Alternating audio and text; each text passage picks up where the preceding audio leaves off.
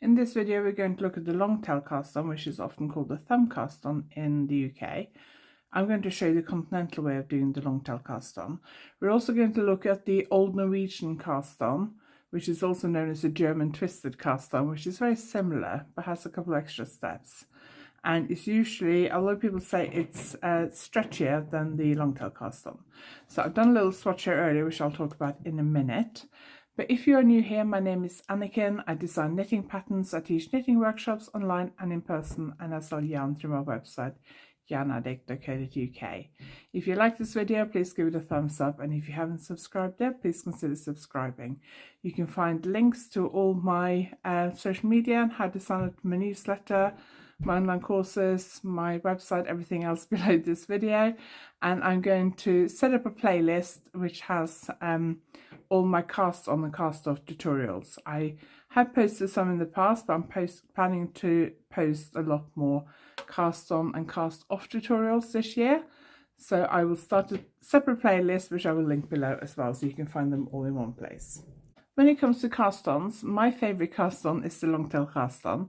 It was the one I was taught when I was taught to knit, I think. It's the only cast-on I remember doing from before I started designing and teaching. First time I taught a workshop, I thought everyone did the long tail cast-on. I didn't know there were any other cast-ons. And then in my first workshop, I noticed that a few people were doing different cast-ons. And then I gradually learned how many cast-ons there actually are, and there are a lot. So the long tail cast-on is still my favorite and the one I use most of the time.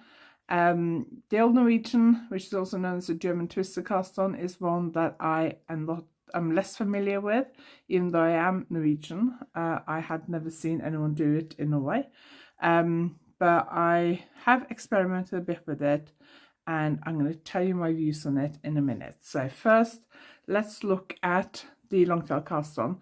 If you want to skip straight ahead to the Old Norwegian cast on, I will put a timestamp in the description below. So just go below this video and click on where it says more or show more or something like that, and then you will see all the notes regarding this video, and I'll put a timestamp there when to forward to for the Old Norwegian cast on. So the long tail cast on and the Old Norwegian cast on are both long tail cast on, so you need a long tail, and this is the stumbling block for a lot of knitters, and a lot of knitters also have different ways of working out how long a tail they need. My method, which I've used for as long as I can remember, is to wrap it once around my hand for approximately 10 stitches if I'm knitting with DK yarn. If I'm knitting with thinner yarn, I can usually get more stitches, like say 15 stitches maybe for 4-ply fingering weight sock yarn. And if the yarn is thicker, which I don't knit with very often, then you'll get fewer stitches. But if you start off with roughly 10 stitches, wrap it once around your hand, that's a good starting point. So if I'm casting on 50 stitches, I will go 1, 2, 3, 4, 5. Then usually I pull that a little bit extra. I'll show you a trick in a minute for what to do if your tail is too long and you want to use up the rest of your tail. Okay, so I'll just measure out about 20 stitches. Now you can start with a slip knot. I actually don't, but you can start with a slip knot. To make a slip knot, you loop the yarn over itself, and then you pull one loop through the other loop. And a slip knot is a loop that you can undo. You don't have to do a slip knot. There's a couple of things you can do instead. One is you can start with your needle just under the yarn like this, or you can twist it onto the needle. But before that, let's start with a slip knot the first time, then I'll show you without a slip knot later. So to do a slip knot, loop the yarn over itself and pull one loop through the other loop, so you get a loop that you can adjust. Apologies if you can hear my anything beeping. It is my dishwasher. Just going to go and switch it off quickly. I'm using circular needles. You can use straight needles. We've got a slip knot. Your working yarn goes over your index finger and your tail goes over your thumb, and then the two strands go into the palm of your hand and you close your fingers around it. and that's where you tension the yarn. So if you can't grip the yarn here, you may need to wrap it around your little finger, because that's basically what tensions the yarn. So you can also put your hand like that, put your yarns across, close your bottom 3 fingers around it, and then take your thumb and your index finger and go between the 2 strands of yarn, and then spread your fingers out like this. It's called a slingshot hold, but you have to make sure that the tail is closest to you, because the yarn that goes over your index finger is the one you'll use up the quickest.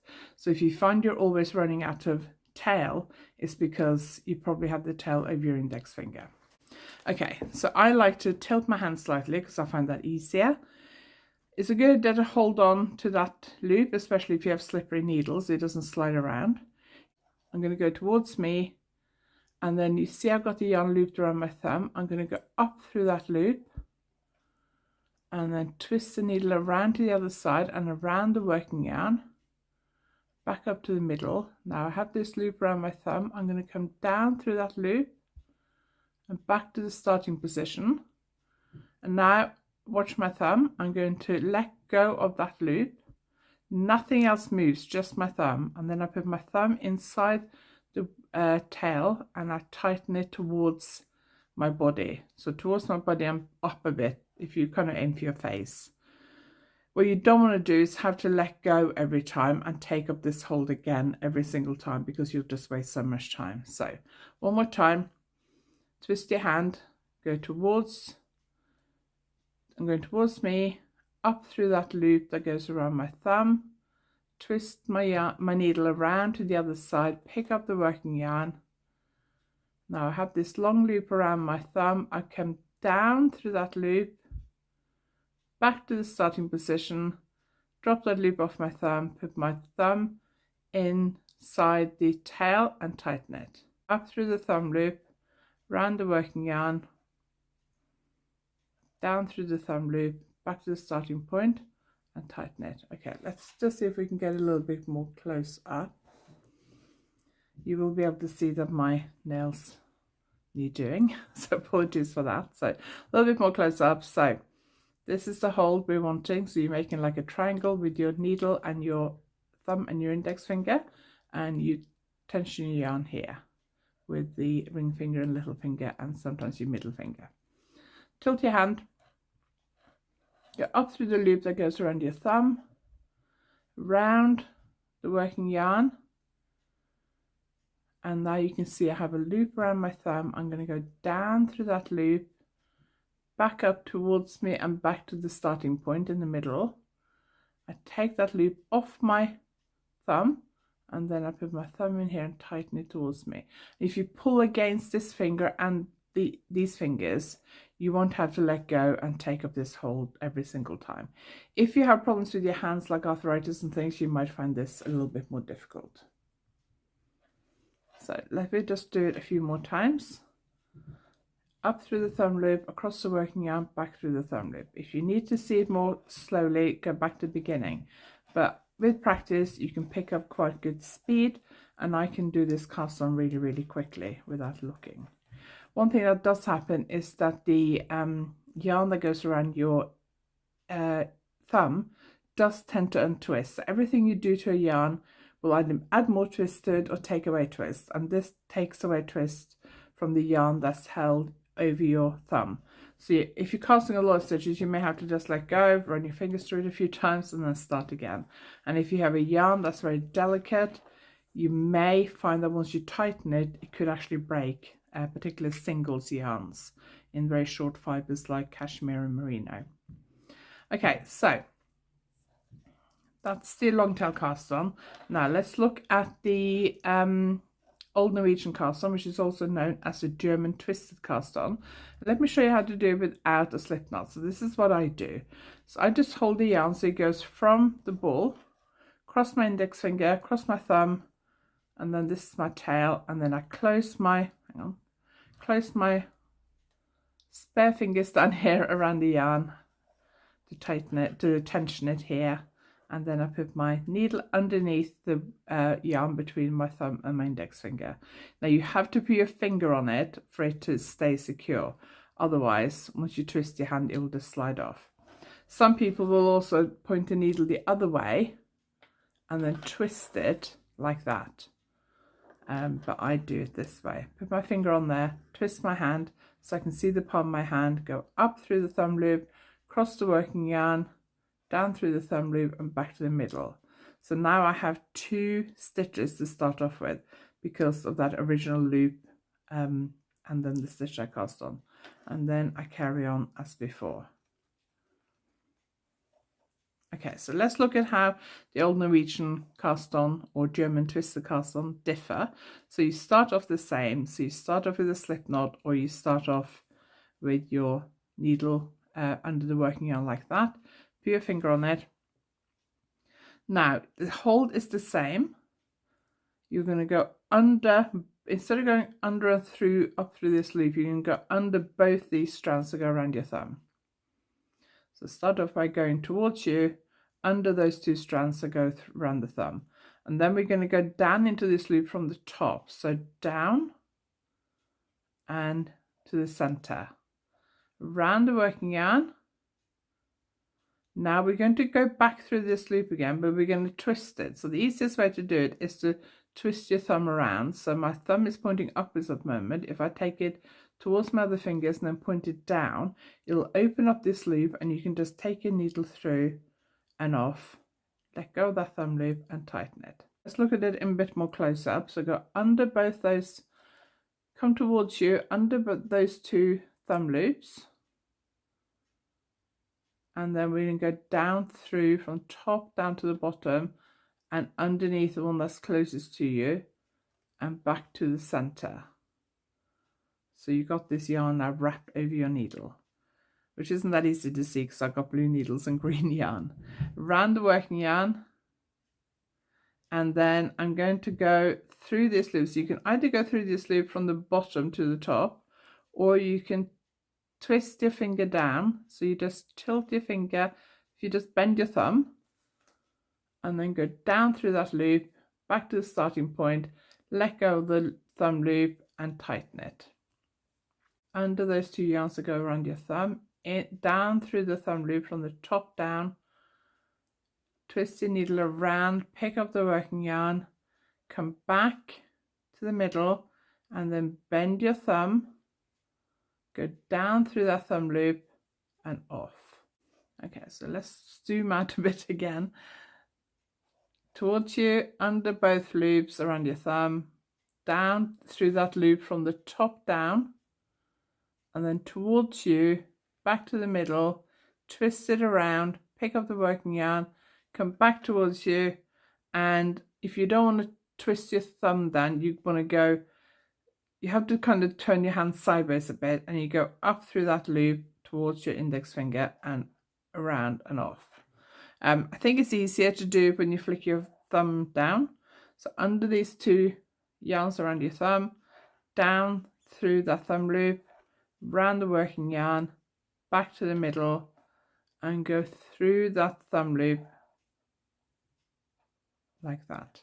So let's do it again one more time. Under both those strands, down through the thumb loop, round the working yarn, back, tilt your finger down, through the thumb loop from the top down and tighten it. One thing you'll notice is with both these cast-ons, my stitches feel quite tight on the needle now, and I would find it a little bit difficult to knit into them.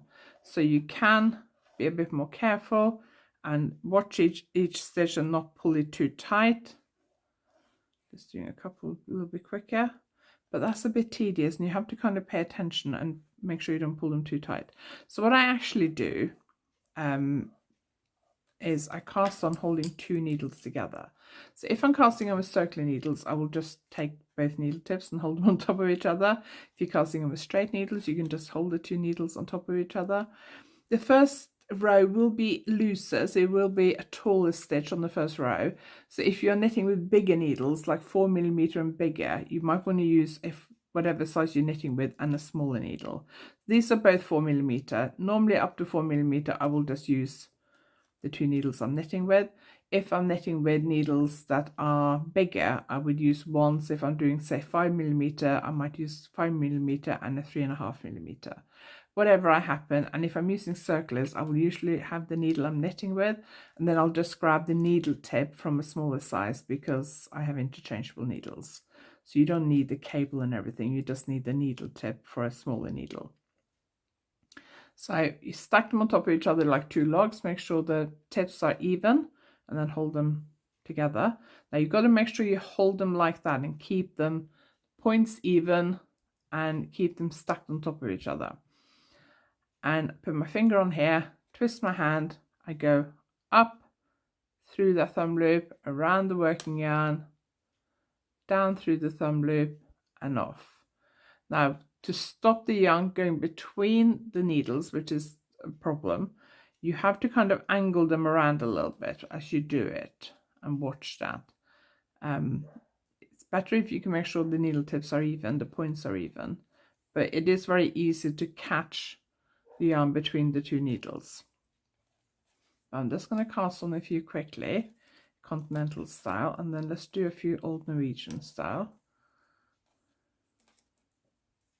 I'm not as quick with Old Norwegian style as I am with continental because there are more steps, and also I have done the continental cast on for much longer.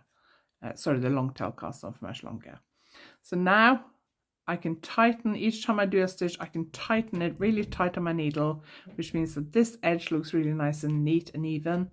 And when I pull one needle out, these stitches are loose enough to knit into comfortably. They're all the same size. The cast on edge is nice and even, and you get a much neater cast on, I think.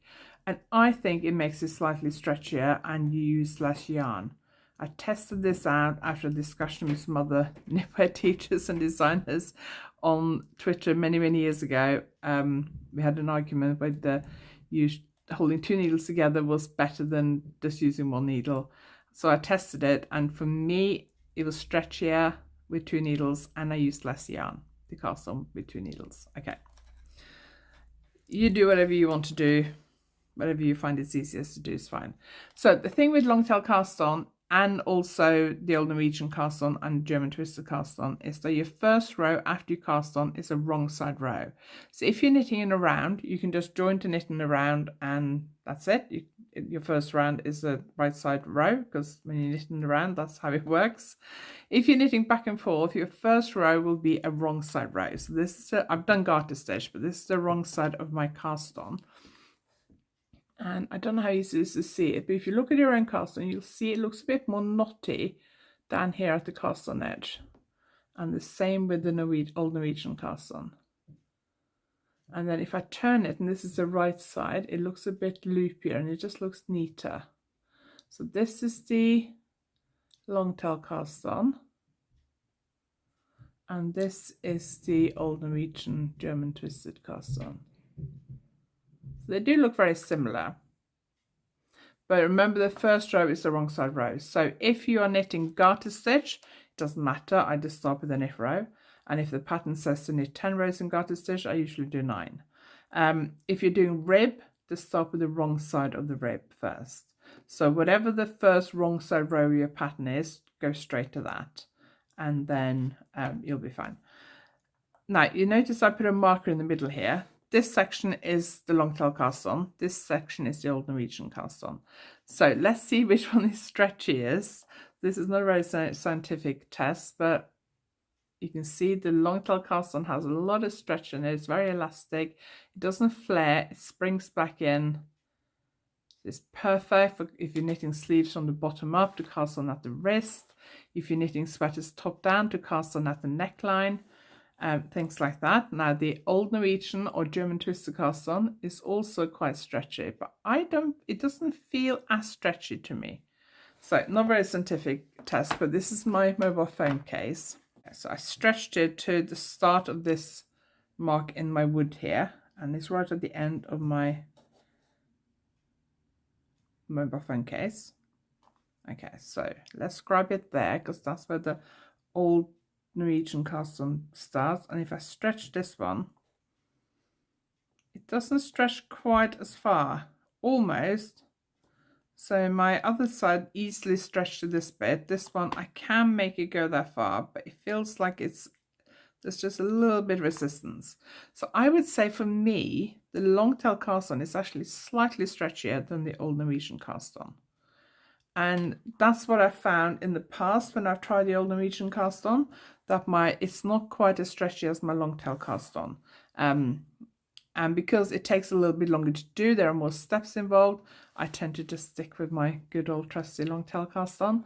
And when people ask me which cast on I usually use, or what I use the long tail cast on for, I use the long tail cast on for almost everything I knit. The only thing I don't use it for is a toe up cast on for a sock knitted from the toe up. And I don't use it if I need a provisional cast on. So a provisional cast on is when your cast on row has live stitches rather than closed stitches like this. If I do that, then I will not use a long tail cast on. But for everything else, I use the long tail cast on because for me it's easy because I've been doing it for so long. For me, it's very quick because I've been doing it for so long, and it's a good all-round cast on. It's stretchy, it doesn't flare, springs back again, and it looks good with most things. You just have to remember that the first row is the wrong side row if you're knitting flat. If you have estimated your tail way too long and you are coming towards the end of your cast off, all you need to do is swap the tail for the working yarn.